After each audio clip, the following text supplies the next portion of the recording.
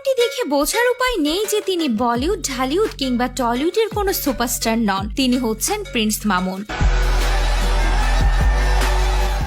রীতিমতো ঢালিউডের সুপারস্টার শাকিব খানকেও হারিয়ে দিলেন। তার হাজার হাজার ভক্তরা তাকে চারিদিক থেকে ঘিরে ধরেছে। এই চিত্রটি দেখে কে বলবে যে তিনি বলিউডের বা ঢালিউডের কোনো সুপারস্টার নন, তিনি টিকটকার মামুন। হ্যাঁ ভিউয়ার্স, সম্প্রতি নিজের সেলুনের উদ্বোধনে এমন চিত্র দেখা গিয়েছে। তার সেলুন উদ্বোধনের দিন রীতিমতো মানুষের ঢল নেমেছিল,